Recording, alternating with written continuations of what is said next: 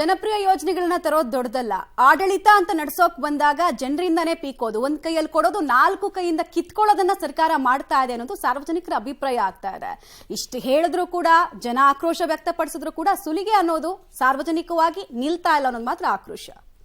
ಇನ್ನು ಬೆಂಗಳೂರಿನ ಹೆಬ್ಬಾಳದಿಂದ silk board ವರೆಗೂ ಕೂಡ ಸುರಂಗ ರಸ್ತೆ ಬಗ್ಗೆ ಪ್ರಸ್ತಾಪ ಆಗ್ತಾ ಇತ್ತು. ಆದರೆ ಈ ಪ್ರಸ್ತಾಪಕ್ಕೆ ಇವತ್ತು ಸಚಿವ ಸಂಪುಟ ಸಭೆಯಲ್ಲಿ ಒಪ್ಪಿಗೆಯನ್ನ ಪಡ್ಕೊಳ್ಳಲಾಗಿದೆ.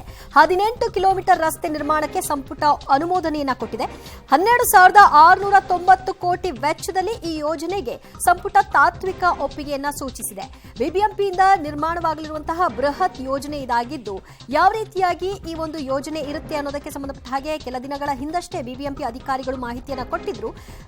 18 ಕಿಲೋಮೀಟರ್ ರಸ್ತೆಯಲ್ಲಿ 5 ಕಡೆ ಎಂಟ್ರಿ ಇರುತ್ತೆ, 5 ಕಡೆ ನಿರ್ಗಮನ ವ್ಯವಸ್ಥೆ ಇರುತ್ತೆ. ಸುರಂಗ ರಸ್ತೆ ಆದ್ರೆ ಬೆಂಗಳೂರಿನ ಟ್ರಾಫಿಕ್ಗೆ ಮುಕ್ತಿ ಸಿಗುತ್ತೆ ಅನ್ನೋದು ಈ ಯೋಜನೆಯ ಪ್ರಮುಖ ಗುರಿ.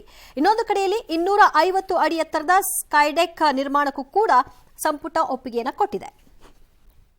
ಬೆಂಗಳೂರು ನಗರದ ಹೆಬ್ಬಾಳ ಮೇಲ್ಸೇತುವೆ ಎಸ್ಟಿ ಮಾಲ್ ಹತ್ತಿರದಿಂದ ಹೊಸೂರು ರಸ್ತೆಯ ಸಿಲ್ಕ್ ಬೋರ್ಡ್ ಜಂಕ್ಷನ್ ಮೇಲು ಸೇತುವೆಯವರೆಗೆ ಭೂಗತ ವಾಹನ ಸುರಂಗ ಅಂಡರ್ಗ್ರೌಂಡ್ ವೆಹಿಕ್ಯುಲರ್ ಟನೆಲ್ ಇನ್ ಟ್ವಿನ್ ಟ್ಯೂಬ್ ಮೋಡ್ ಮಾರ್ಗವನ್ನು 12,690 ಕೋಟಿಗಳ ಅಂದಾಜು ವೆಚ್ಚದಲ್ಲಿ ನಿರ್ಮಿಸೋದಕ್ಕೆ ರಾಜ್ಯ ಸಚಿವ ಸಂಪುಟ ಇವತ್ತು ತಾತ್ವಿಕ ಅನುಮೋದನೆಯನ್ನು ನೀಡಿದೆ.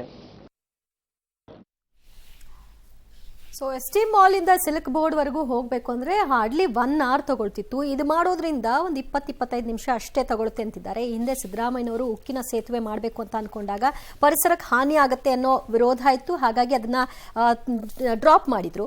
ಈಗ ಇದನ್ನು ಮಾಡೋದ್ರಿಂದ ಪರಿಸರಕ್ಕೆ ಹಾನಿ ಆಗಲ್ಲ, ಮರಗಳನ್ನ ಕಡಿಬೇಕಾದಂತಹ ಪರಿಸ್ಥಿತಿ ಕೂಡ ಬರಲ್ಲ.